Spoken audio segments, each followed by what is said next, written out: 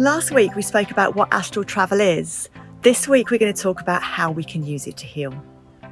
So when we astral travel, we have the opportunity to enter an alternate reality. Now that reality can show up in many different ways. Through the astral state, you can enter the reality of your past lives.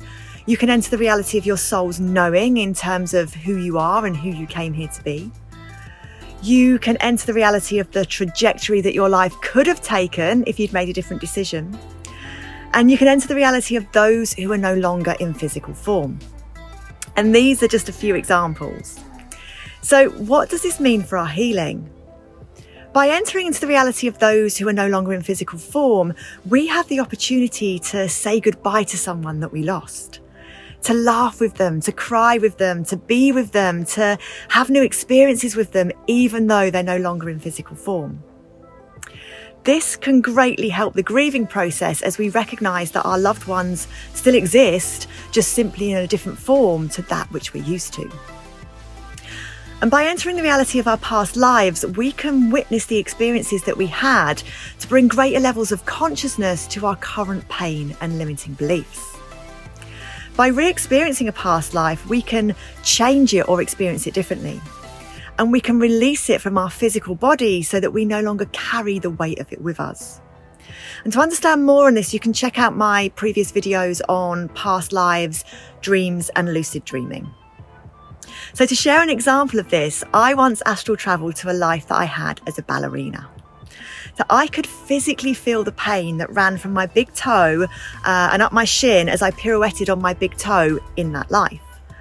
I could then feel my back crack and break as I did whatever the ballet move's called, where you stand on your big toe, lean forward, and then put your back leg out. I don't know what it's called, but as my back cracked and broke in that life, I could feel that experience in my astral state. But I also felt the energy and pain from that life lift and release from my current physical body, leaving me feeling lighter and with less physical pain and discomfort. So that's just one example. But moving on from past lives to look at the trajectory that your life may have taken, should you have made a different decision in your current life through entering this alternate reality in the astral realm, you may be able to heal and forgive yourself for decisions that you've previously made. Maybe you discover that it didn't matter what decision you made because all roads lead to Rome. Or maybe you discover that the other decision would have led you down a tougher path. Or if it led you down an easier path, maybe there's some guidance that you could have taken from that and integrate back into your current path. Either way, there are many, many opportunities to heal by becoming conscious and lucid at the point of astral travel. And I'm only scratching the surface here in a bid to bring this into your awareness. So when we recognise in our dream state that we're astral travelling, we then have the option to choose where we wish to go and what we want to experience. We can choose to go be with a loved one, both deceased or still alive, because we can choose to visit people in this realm too. We can choose to see a life or a decision that we need to heal from.